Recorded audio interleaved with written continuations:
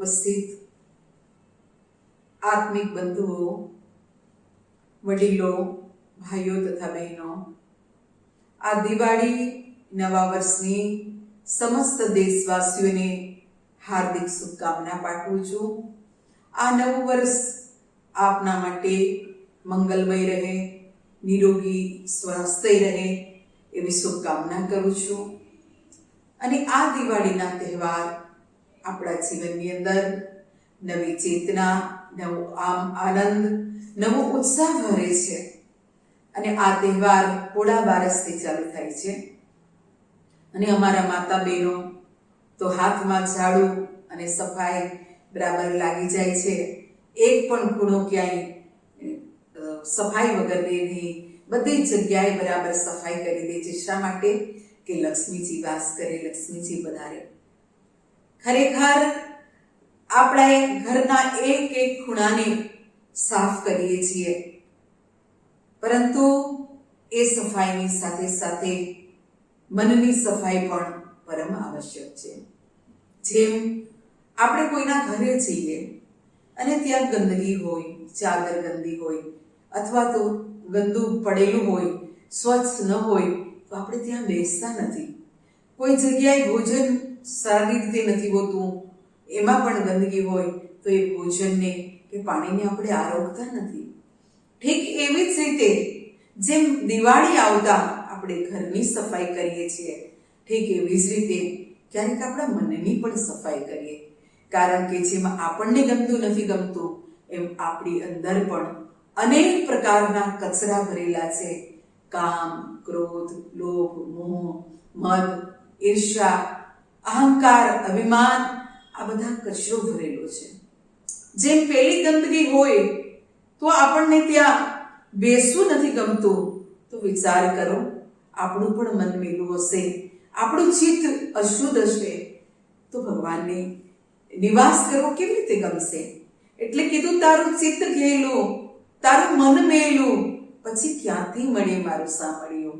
જ્યાં સુધી ચિત્તની શુદ્ધતા નહીં આવે ત્યાં સુધી આપણી અંદર પણ ઈશ્વરનો નિવાસ કઈ રીતે થશે?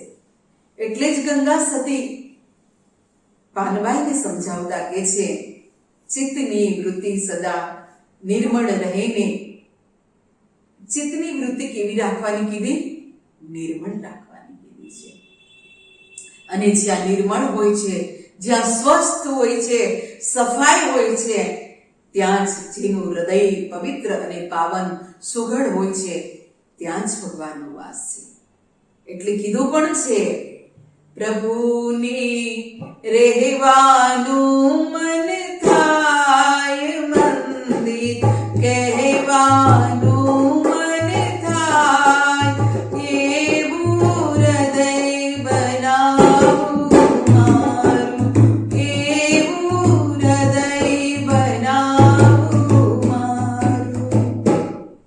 સજ્જનો, આપણા હૃદયને કેવું બનાવવાનું છે? પ્રભુને રહેવાનું મન થાય, મંદિર કહેવાનું મન થાય, એવું હૃદય બનાવો મારું. ખરેખર સજ્જનો, જેમ સફાઈ જ્યાં હોય છે, સ્વચ્છતા, ત્યાં ઈશ્વરનો વાસ છે. ઠીક એવી જ રીતે આ તહેવાર આપણને બીજું પણ બતાવીને જાય છે કે આ તહેવારની આવે એટલે ભાઈઓ હિસાબ કિતાબમાં લાગી જાય છે. રાત દિવસ હિસાબ કિતાબમાં, ને રાત્રે સુવે તો યાદ આવે કોની પાસે કેટલા લેવાના છે. એ તો ખાસ યાદ રહે, કોની પાસે કેટલા લેવાના છે. આપણે હિસાબ કરીએ છીએ, પરંતુ ભાઈઓ જ નહીં, દરેક વ્યક્તિએ આ હિસાબ તો ખૂબ કર્યા, પરંતુ એક હિસાબ ઉપરવાળાને પણ આપવાનો છે. તેરા ભેદ વહીં પે ખુલેગા, ધર્મ કે કાંટે પે જબ તું તુલેગા. સંતો કે છે ત્યાં ત્રાજવામાં કાંટા હશે અને ત્યાં કે છે આપણો હિસાબ કરવામાં આવશે. અને ત્યાં કંઈ પણ નહીં જોવાય, દરેકના માટે એક જ ત્રાજુ હશે. દેવારે પડે છે, સૌને નડે છે, કરેલા કર્મના બદલા દેવારે પડે છે. તો સજ્જનો, એ પહેલા આપણે એવા કર્મ કરીએ, કારણ કે કીધું હસી હસી કરેલા પાપો રડી રડી ભોગવવા પડશે, તારી વારે કોઈ ન ચરશે, ચિંતી તું જાને. કે મનુષ્ય કર્મ કરતા ત્યારે વિચાર નથી કરતો, પરંતુ એને ખ્યાલ નથી કે જ્યારે ફળ ભોગવવાનો વારો આવે છે ત્યારે કોઈ એની સાથે નથી આવતો. એટલે સંતો કહે છે, કર્મ તેરે અચ્છે તો કિસ્મત તેરી દાસી, દિલ તેરા સાફ તો ઘટ में મથુરા કાશી. જો દિલ સાફ હશે તો ઘટમાં જ મથુરાની કાશી. તો ખરેખર સજ્જનો, આવો આ તહેવારમાં હિસાબ પણ કરીએ, સાથે સાથે એ હિસાબ કરીએ જે આ લોકમાં પણ કામ લાગે, એ હિસાબ કરીએ કે જે આપણને અહીં પણ કામ લાગે, અને ખરેખર એવા કર્મ કરીએ કે જેમાં પાછળથી પસ્તાવો ન પડે. એટલે કીધું પણ છે, આ જિંદગીના ચોપડામાં સરવાળો માંડજો, આ જિંદગીના ચોપડામાં સરવાળો માંડજો. આજ સુધી જીવ્યા છો કેટલું ને કેવું, કેટલી કમાણી કરી કેટલું છે દેવું, કાઢી સરવૈયું કોઈ સંતની બતાવજો, આ જિંદગીના ચોપડામાં સરવાળો માંડજો. આ જિંદગીના ચોપડામાં પણ સરવાળો માંડીએ, કારણ કે ત્યાં ઉપર હિસાબ પૂછવામાં આવશે. હિસોબ સર્વ પ્રભુ પાસી, પુસ્તી ઘડિયાળી તુજ આત્માસી, સાંગ તીત કાય તું જવાબ દેસી. બધો હિસાબ પૂછવામાં આવશે ત્યારે શું જવાબ આપીશું? તો આ પોળા વારસ આપણને એ શીખવે છે કે ભાઈ એક હિસાબ એ પણ કરી લઈએ જે પ્રભુને આપવાનો છે. ધનતેરસ આવે છે, અને ધનતેરસને દિવસે ખાસ કરીને આપણે ધનની પૂજા કરીએ છીએ. અને ધનની પૂજા કરીએ કેમ કે ધનની આપણને પરમ આવશ્યકતા છે. પણ આ દિવસે જ્યારે સમુદ્ર મંથન થાય છે તો એ સમુદ્ર મંથન વખતે એમાં અનેક રત્નો નીકળે છે, અને આજના દિવસે વિષ્ણુ સ્વરૂપા એવા ધન્વંતરી ભગવાનનું પ્રાગટ્ય થયું હતું. એમના હાથમાં અમૃતનો કળશ છે, અને ધન્વંતરી વેદ એ આયુર્વેદિક આચાર્ય. અને આપણા સંતો કહે છે કે મનુષ્યની પાસે ધન હશે પણ સ્વાસ્થ્ય જ સારું નહીં હોય તો એ ધન શું કામનું છે? જો સ્વાસ્થ્ય જ સારું નહીં હોય, તંદુરસ્તી જ સારી નહીં હોય તો એ ધન એના માટે શું કામનું? એટલે કીધું પણ છે કે પહેલા મનુષ્ય કમાય છે, શરીરનું પણ શુદ્ધિ નથી રાખતો, અને પછી શરીર બગડે છે અને એ ધન શરીરને સારું કરવામાં લગાવે છે. આમ ને આમ એનો સમય પૂરો થઈ જાય છે. પણ સંતો કે છે આરોગ્ય સારું હશે તો ઈશ્વરનું ભજન પણ કરી શકશું અને ભક્તિ પણ કરી શકીશું. માટે ધન એક ધન છે, સ્વાસ્થ્ય ધન. એ ધનને પણ આપણે પ્રાપ્તિ કરીએ, અને આપણા જીવનની અંદર જે ધન્વંતરી ભગવાન છે એમના હાથમાં અમૃતનો કળશ છે, અને જ્યારે આપણને કોઈ એવા સાચા માર્ગદર્શક મળે છે તો એ અમૃત તત્વનો આપણને બોધ કરાવી શકે છે.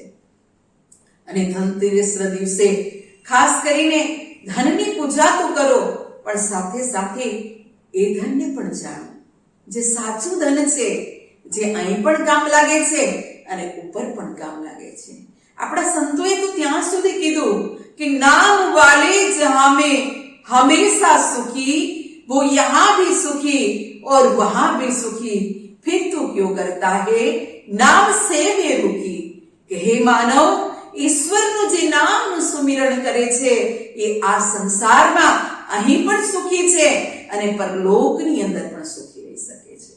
સજ્જનો, તો એ ધન કયું છે જે અહીં પણ, જેવી રીતે આપણી પાસે ઇન્ડિયન કરન્સી છે, એ ઇન્ડિયન કરન્સી તમે અમેરિકા, તમે બીજા કોઈ કન્ટ્રીમાં જાઓ ત્યાં નથી ચાલતી, પણ આ કરન્સી તમારી પાસે હશે, આ નાણું તમારી પાસે હશે તો તમે ડોલરમાં, પાઉન્ડમાં, યુરોમાં કન્વર્ટ કરી શકો છો.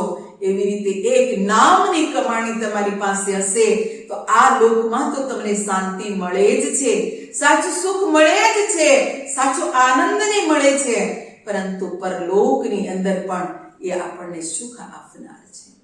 એટલે સંતો કહે છે કે ભાઈ આ સંસારમાં સૌથી દુખી કોણ છે અને સૌથી સુખી કોણ છે? રામચરિતમાનસમાં સંત શિરોમણી તુલસીદાસજી મહારાજ રામચરિતમાનસમાં વર્ણન કર્યું છે. ગરુડજી પ્રશ્ન કરે છે કે આ સંસારમાં કોણ સૌથી દુખી છે અને કોણ સુખી છે? કાગભૂષુંજી જવાબ આપતા ગરુડજીને કહે છે, આ સંસારમાં સૌથી કોઈ સુખી હોય તો કોણ છે? નહીં દરિદ્ર સમ દુઃખ જગ માહી, સંત મિલન સમ સુખ જગ નાહી, નહીં દરિદ્ર સમ. સંસારમાં દરિદ્રતા સમાન કોઈ મોટું દુઃખ નથી અને સંતને મળવા સમાન કોઈ સુખ નથી. તો હું આપ લોકોને એ પૂછીશ, આપણી ભાષામાં, તમારી ભાષામાં દરિદ્ર કોણ છે?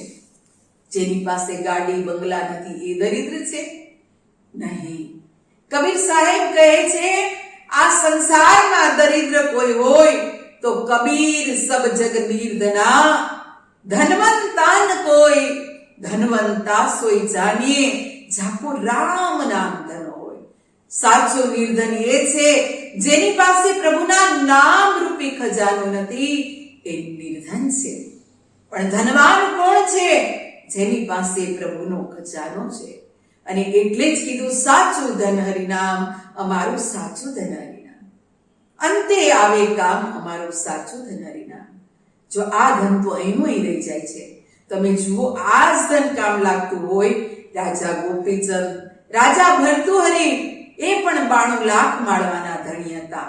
સિકંદર રાજાની પાસે કેટલું ધન હતું, આ સિકંદર રાજા પણ આ ધનને છોડીને જતા રહ્યા.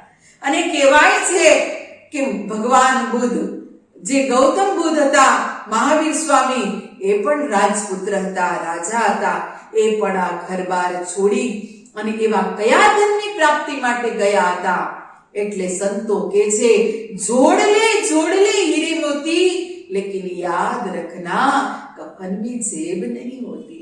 મનુષ્ય રાત દિવસ ભેગું કરવામાં જ લાગેલો છે. એનું લક્ષ્ય ફક્ત એ જ થઈ ગયું, પૈસો મારો પરમેશ્વર, બૈરી મારી ગુરુ, છૈયા છોકરા સાધુ સંતો, પછી સેવા કોની કરું? પણ એને ખબર નથી કે આ જ એનું પરમ લક્ષ્ય નથી. એનું પરમ લક્ષ્ય છે સાચું ધન, જે મીરાબાઈ પ્રાપ્ત કર્યું હતું. મીરાબાઈ કહે છે, પાયો જી મેને નામ રતન ધન પાયો, વસ્તુ અમૂલક દઈ મેરે સદગુરુ, કરત કૃપા અપનાયો. સજ્જનો, મીરાબાઈની પાસે તો ખૂબ સરસ મહેલ હતા, ખૂબ સરસ વસ્ત્રો હતા, ખૂબ સરસ ઘરેણા હતા, પણ એમને પ્રચાર નહીં કર્યો. મીરાબાઈ કે મારા સદગુરુએ મને જ્ઞાન નામ રૂપી ધન આપ્યું અને નામ રૂપી ધનની મહિમા ગાઈ. સજ્જનો, તો આ ધનતેરસ આપણને એ જ શીખવે છે કે આ ધનની સાથે સાથે આપણે એ ધનને પ્રાપ્ત કરીએ જે અહીંયા આ લોકમાં પણ કામ લાગે અને પરલોકમાં પણ કામ લાગે. અને ખરેખર સજ્જનો, બીજે દિવસે આપણે નરક ચતુર્દશી એટલે કે કાળી ચૌદસની મનાવીએ છીએ. અને આ દિવસે નરકાસુરનો ભગવાને વધ કર્યો હતો. નરકાસુર એનું એક બીજું નામ ભૌમાસુર પણ આવે છે. કેમ કે ભૌમાસુર પોતે 16 સહસ્ત્ર એટલે 16,000 રાજકન્યાને પોતાની બંદી બનાવી હતી. અને ભગવાન સત્યભામાનો સંયોગ લઈ અને ભૌમાસુર યાની કે નરકાસુર કોણ હતો? ભૌમાસુર કોણ હતો? કેમ કે માતા ધરતી, માતા ભૂમિ અને વરાહના પુત્ર હતા. પણ કર્મ એવું કર્યું એટલે એ અસુર ગણાયો અને એવા અત્યાચાર કર્યા સંસારની અંદર. આખો ત્રાહિમામ કરવા લાગ્યો. ત્યારે ભગવાન કૃષ્ણ સત્યભામાનો સાથ લઈ અને નરકાસુરનો આજના દિવસે વધ કરે છે. કાળી ચૌદસને દિવસે આમ પણ બધા બહુ બીવે.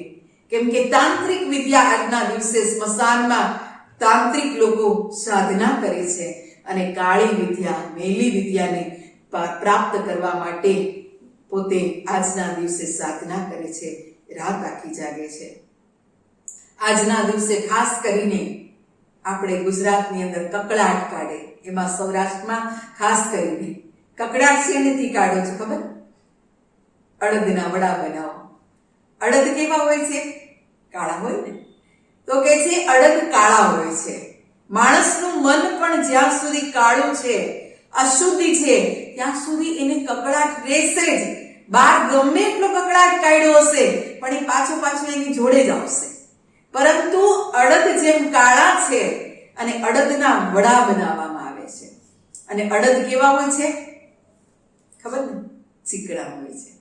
ઠીક એવી જ રીતે અડદ છે એ અહંકારનું પ્રતીક છે. જ્યાં સુધી મનુષ્યની અંદર અહંકાર ભરેલો હશે, દ્વેષ ભરેલો હશે, ત્યાં સુધી એનો કકળાટ ક્યારેય દૂર નહીં થાય. પરંતુ આપણે એ વડા 4 રસ્તા વચ્ચે મૂકીએ છીએ, ચારેય દિશામાં, અને કુંડાળું કરીએ છીએ કે આપણે કકળાટને કાઢીએ છીએ. પરંતુ ખરેખર એ અહંકારને બહાર જ્યારે ફેંકીશું ને, આ બધી અશુદ્ધિઓને, ત્યારે જ સાચો કકળાટ આપણો દૂર થશે. એટલે આ કાળી ચૌદસ પણ આપણને એ કહી જાય છે, આવો અંદરનો કકળાટ કાઢો હોય તો એક જ ઉપાય છે, પ્રભુનું સત્ય નામ. ત્યાર પછી આપણે દિવાળીનો પાવન પર્વ મનાવીએ છીએ. અને દિવાળીનો પાવન પર્વ મનાવીએ છીએ અને આજના દિવસે સમુદ્ર મંથન થાય છે. અને સમુદ્ર મંથનની અંદરથી 14 રત્નો નીકળે છે. અને કયા? સંતો કહે છે કે દેવતા અને દાનવ વચ્ચે જ્યારે સમુદ્ર મંથન થયું, મંદરાચલ પર્વતનું કે છે વલોણું બનાવવામાં આવ્યું, વાસુકી નાગની નેતર બનાવવામાં આવ્યા અને એ સમુદ્રનું મંથન કરવામાં આવે છે. એમાં આપણા સંતો કહે છે આ મનુષ્ય જીવન છે એ પણ એક સમુદ્ર સમાન છે. ઓલો સમુદ્ર પણ તમે ગમે ત્યાંથી ચાખો, કેવો હોય છે? ખારો હોય છે. એમાં ખારાશ જ હોય છે. એ મનુષ્યનું જીવન પણ ખારું છે. બહારી રીતે જોવા જઈએ તો એ આંખના આંસુ, શરીરનું પરસેવો, નાકની ગંદકી, જ્યાં જુઓ ત્યાં ખારાશ છે. આ સમુદ્ર પણ એવો છે. અને આ સમુદ્રનું મંથન કઈ રીતે કરવાનું છે? જેમ પહેલામાં દેવતા અને અસુરોએ મંથન કર્યું, એમ આપણી અંદર સારા અને નરસા વિચાર, આનું મંથન કરીશું. અને મેરુ પર્વત જે છે, મંદરાચલ પર્વત, આપણી અંદર પણ એક મેરુ પર્વત છે. જેના માટે ગંગા સતીએ કીધું મેરુ તો ડગે, પણ જેના મનડા ન ડગે પાનબાઈ. તો મેરુ પર્વત ક્યાંય બહારની વાત નથી કરી, પણ એક સાધક જ્યારે સાધનામાં બેસે તો આપણા શરીરનો આધાર છે મેરુદંડ. અને એ મેરુદંડ જ્યારે હલે છે તો મન પણ વિવરિત થાય છે. એટલે કીધું છે કે આ મેરુ પર્વતનું આપણે જ્યારે વલોણું કરીશું અને સુરતા અને નુરતા રૂપી તારથી એને વલોવામાં આવશે. અને જેમ પેલામાં પણ કમળ જેવો આકાર હોય, વલોણું હોય ને એમાં, આપ લોકોને ખ્યાલ હશે. ઠીક એવી જ રીતે નાભી કમળથી વલોવીએ છીએ. અને જ્યારે એ વલોવામાં આવે છે તો સર્વપ્રથમ પેલું સમુદ્ર મંથન થયું, એની અંદર પેલા હળાહળ કાળકૂટ ઝેર નીકળે છે. અને આ ઝેર એવું નીકળ્યું કે આખા વિશ્વ હાહાકાર મચી જાય છે. બધા ટપોટપ મરવા લાગે છે. અને આ ઝેરથી બચવાનો કોઈ ઉપાય નહોતો. ત્યારે બધા દેવી દેવતા, બ્રહ્મા અને વિષ્ણુ, મહાદેવજી, દેવોના દેવ બાબા મહાદેવની સ્તુતિ કરે છે. અને મહાદેવજીને પ્રસન્ન કરે છે કે આપ જ એક એવા દેવ છો જ્યાં હળાહળ ઝેરને, કાળકૂટ ઝેરને તમે ધારણ કરી શકો છો. અને દેવોના દેવ એવા મહાદેવ પોતે એ જે કાળકૂટ નામનું ઝેર હતું એને ધારણ કરે છે, એને વિષને ગ્રહણ કરે છે. અને એ પિતા પણ જે ટીપા પડ્યા ને, અને એ જ છે સાપ, વીછી, આ બધા ઝેરીલા પ્રાણી આપણે જોઈએ છીએ, એ ટીપા, એ બુંદ કંઈક પડ્યા અને એમાંથી આવા જે ડંખ મારે એવા વીછી અને સાપ પ્રગટ થયા. અને એ વિષને જ્યારે ધારણ કર્યું ત્યારબાદ કામધેનુ નીકળે છે. કામધેનુ અને કલ્પવૃક્ષ નીકળે છે. કામધેનુનો મતલબ કે આપણી મનોકામના પૂરી કરે. કલ્પવૃક્ષ મન વાંછિત આપણને ફળ આપે. તો આ કાયા માટે પણ આપણા સંતોએ કીધું છે કે એક વ્યક્તિ આ કાયાની અંદર એ સામર્થ્ય છે, મનુષ્ય ધારે એ કરી શકે છે જે કામના રાખે છે એ કામના એની પૂરી થાય છે, જે ફળની ઈચ્છા રાખે છે એ ફળ એને પ્રાપ્ત થાય છે. ત્યારબાદ સમુદ્ર મંથન કરતા એક ઘોડો પ્રાપ્ત થાય છે અને એ ઘોડો એવો જેને કે છે વ્રજસ્વા ઘોડો કહે છે, અને એ ઘોડો એવો હતો જે મનની ગતિથી ઉડે. એના શરીરે પાંખ પણ હતી. ઠીક એવી જ રીતે આ મનની સાથે, મનની ગતિ સાથે ઘોડાની સરખામણી કરી છે. ઐરાવત હાથી એ મનની ઉપમા આપી છે. ત્યાર પછી કૌસ્તુભ મણિ નીકળે છે. કૌસ્તુભ મણિ જેને ભગવાને ખુદ ધારણ કરી હતી. આ કૌસ્તુભ મણિ શેનું પ્રતીક છે? ભક્તિનું પ્રતીક છે. કારણ કે સજ્જનો, જેવી રીતે મણિ છે એ સ્વયંભૂ પ્રકાશિત હોય છે, એને કોઈનો આધાર નથી લેવો પડતો, સૂર્યનો, ચંદ્રનો, બહારી લાઈટનો. જ્યારે સાચું નાગ છે, જે મણિધર સાપ છે, એ જ્યારે પોતે ચારો ચરવા જાય છે, પોતાનો ખોરાક અંધારામાં પ્રાપ્ત કરવા જાય, ત્યારે પોતાના મુખમાંથી મણિ બહાર કાઢે છે, ચારો ચરી અને ફરી પાછા મુખમાં મણિને મૂકી દે છે. ઠીક એવી જ રીતે ઈશ્વરની ભક્તિ છે એ પણ કૌસ્તુભ મણિ સમાન છે. એની ઉપમા દીવાની સાથે નથી આપી, એની ઉપમા બહારી કોઈ લાઈટની સાથે નથી આપી. એની ઉપમા આપી છે તો શાના સાથે? મણિ સાથે આપેલી છે. એટલે જ રામચરિતમાનસમાં કીધું છે કે રામ ભક્તિ ચિંતામણી સુંદર બસઈ ગરુડ જાકે ઉરંદર. રામની ભક્તિ, ઈશ્વરની ભક્તિ ચિંતામણી સમાન છે. કારણ કે એમાં પાણી પડે, હવા આવે કે ગમે એવું તોફાન આવે, પણ એનો ઉજાસ ઓછો થતો નથી. એવી જ રીતે સાચી ભક્તિ પણ એક કૌસ્તુભ મણિ સમાન છે, એક ચિંતામણી સમાન છે. એનો પ્રકાશ એ ભક્તિમાં પણ કોઈ કમી નથી આવતી, એની ધારા પણ હંમેશા અવિરલ રહે છે. ત્યાર પછી સમુદ્ર મંથન કરતા એની અંદરથી મદિરા પણ નીકળે છે. ત્યાર પછી પારિજાતી વૃક્ષ પણ નીકળે છે અને એની અંદરથી રંભા નામની અપસ્યા નીકળે છે અને ખાસ કરીને ચંદ્રમા નીકળે છે. પણ કેવો ચંદ્રમા? બીજાકારે. ભગવાન શિવજીએ જેને ધારણ કર્યો હતો અને એક બીજ રૂપી ચંદ્રમા, એનું કેટલું મહત્વ બતાવ્યું છે. ભગવાને આખો ચંદ્રમા પોતાના ભાલે નથી શોભાવ્યો, પણ બીજ રૂપી ચંદ્રમા ને ભગવાને પોતાના લલાટ પર સ્થાન આપ્યું છે, પોતાના મસ્તક પર સ્થાન આપ્યું છે. તો આ સંસારમાં સૌથી મોટી વાત છે બીજ. બીજ જેવી રીતે ખેડૂત ખેતી કરે તો એમાં ફળદ્રુપ બીજ હશે, સારું બીજ હશે, ઉત્તમ પ્રકારનું બીજ હશે તો સારા પ્રકારની ખેતી થાય છે. અને બીજની જ વાત કરીએ તો ભાગવત મહાપુરાણમાં આવે કે આ સૃષ્ટિ જ્યારે પ્રલય થવાનો હતો ત્યારે ભગવાન નારાયણ ખુદ મનુ અને શત્રુપાને કહે છે કે આ દિવસે આ સૃષ્ટિનો પ્રલય થશે, તમે બધા પ્રકારના બીજ એક નાવમાં એકત્રિત કરજો, બધા પશુઓ, પક્ષીઓ અને પ્રાણીઓના જોડી આ નાવની અંદર એકત્રિત કરજો. આમ કરીને ત્યાં પણ બીજની જ વાત આવી. કહેવાનો મારો મતલબ એ છે કે એ બીજ કયું છે? જે બીજ મંત્ર, અને એ બીજ મંત્ર કયો છે? જે મનને નિયંત્રણ કરનાર છે. તો આ ચંદ્રમાં પણ બીજનું પ્રતીક છે.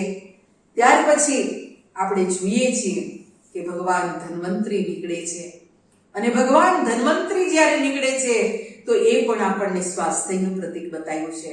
અને લક્ષ્મીજી, શ્રી લક્ષ્મી માં નીકળે છે. અને લક્ષ્મીજી છે એ કોને નથી? અત્યારે દરેકને લક્ષ્મીની જ જરૂર છે. અને લક્ષ્મી માટે તો કોઈ એમ કે મસ્તક નીચે અને પગ ઉપર રાખો તો એ રાખવા પણ તૈયાર થઈ જાય છે. ખરેખર જોવા જઈએ તો આ દિવાળીનો તહેવાર આપણને એ જ સૂચવે છે કે લક્ષ્મીજી જેમ પ્રાપ્ત કરવા માટે આપણે પ્રયત્ન કરીએ. પણ એક કઈ લક્ષ્મી? લક્ષ્મીજી તો ખુદ પણ ભગવાન શ્રી નારાયણની ચરણ સેવા કરે છે. અને લક્ષ્મીજી પણ ત્યાં જ વસે છે જ્યાં નારાયણનું સ્થાન છે. એક વાત તમે સાંભળી હશે કે જ્યારે કે છે કે એક ભગવાન અને લક્ષ્મીજી વચ્ચે સંવાદ થાય છે, કોના ભગત વધારે? તો એ સમયે એક શેઠને ત્યાં લક્ષ્મીજી રોકાય છે અને લક્ષ્મીજી જ્યારે રોકાયા તો લક્ષ્મીજી તો રોજ સોનાના વાટકા, સોનાના થાળી બધું કાઢે છે. ત્યારબાદ ભગવાન રોકાય છે તો ભગવાન તો આવું કાંઈ નથી કરતા, પણ શેઠજી લક્ષ્મીજીને રાખે છે અને ભગવાનને જાકારો આપે છે. પણ ત્યારે લક્ષ્મીજી પણ ચાલતા થઈ જાય છે કે જ્યાં નારાયણનો વાસ છે ત્યાં જ મારો વાસ છે. આ કહાની તો તમે જાણો જ છો એટલે બધું વિશેષ નથી કહેતી, પણ ઠીક એવી જ રીતે સૂર્યની સન્મુખ આપણે ઉભા રહીએ તો સજ્જનો સૂર્યની પાછળ પીઠ કરી હશે તો તમે દોડતા જ રહેશો તો આપણે ક્યારેય પડછાઈને નથી પકડી શકતા, પણ સૂર્યની સન્મુખ થઈએ છીએ તો આપણો પડછાયો આપણી સન્મુખ આવી જાય છે. એમ માયાની પાછળ ગમે એટલા દોડીશું પણ માયા પ્રાપ્ત નહીં થાય, પરંતુ જો ખરેખર આપણે ઈશ્વરને પ્રાપ્ત કરવા હોય તો કે છે ઈશ્વરની સન્મુખ જશો તો માયા अपने आप સામે આવશે. તો આ દીપાવલી જે પર્વ છે આ પર્વ પ્રકાશનું પર્વ છે. આને ગુરુ પર્વ પણ કહેવામાં આવે છે, આને પ્રકાશનો પર્વ પણ કહેવામાં આવે છે. કહેવાનો મારો મતલબ છે આ દિવાળીનો તહેવાર એ ઉજાસનો તહેવાર છે. એટલે કીધું છે આપણા ઋષિઓની પ્રાર્થના છે, અસ્તો માં સદગમય તમસો માં મૃત્યુર્ગમય, કે છે હે પ્રભુ પરમાત્મા અમને અસત્યથી સત્ય તરફ લઈ જાઓ, અમને પ્રકાશથી અંધકારથી પ્રકાશ તરફ લઈ જાઓ. આપણા ઋષિ મુનિઓની પ્રાર્થના રહી છે. એમ પણ કીધું છે કે વર્ષોનો ઘોર અંધકાર હોય એને દૂર કરવા માટે વર્ષો નથી લાગતા. નાની એવી ચિનગારી એ અંધકારને દૂર કરે છે. કે જે પિત્તળના વાસણ ગમે એવા કાટ ખાઈ ગયા હોય પણ એને આંબલી કે લીંબુ લગાવવાથી ઉજ્જવળ થઈ જાય છે. હજારો મણ દૂધ હોય એ દૂધને દહીં બનાવવા માટે હજારો મણ દહીંની જરૂર નથી પડતી. એના માટે એક ચમચી દહીં નાખવાથી અને હલાવવાથી એ દૂધ છે એ દહીંમાં પરિવર્તિત થઈ શકે છે. ઠીક એવી જ રીતે આપણા હૃદયમાં પણ વર્ષોથી અંધકાર છે અને આ અંધકારને દૂર કરવા માટે પણ આપણે હજારો વર્ષ નથી લાગતા. એના માટે કોઈ જ્ઞાની સતગુરુ મળે છે, આપણી અંદર જ્ઞાન રૂપી ચિંગારી નાખી દે છે હૃદયમાં, તો ત્યાં અંજવાળું થઈ જાય છે.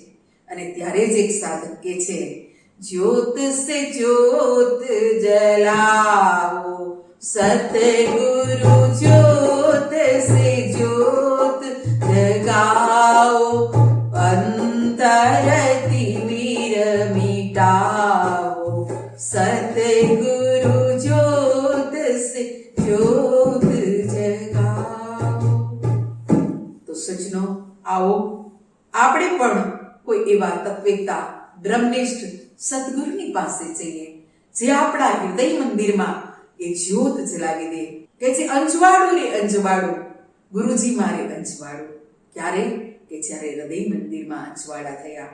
તો આવો આ પ્રકાશનું પર્વ આપણા માટે ખૂબ સારું રહે અને દિવાળીની આપ લોકોને ખૂબ ખૂબ શુભકામના. આ દિવાળીના તહેવારમાં આપણે કૃત સંકલ્પ થઈએ. જીવનમાં જો જ્ઞાનને પ્રાપ્ત કર્યું છે તો આજના દિવસથી આપણે, કારણ કે એક સાધકના હૃદયમાં તો કીધું સતગુરુ ચરણમાં મારે કાયમ રે દિવાળી.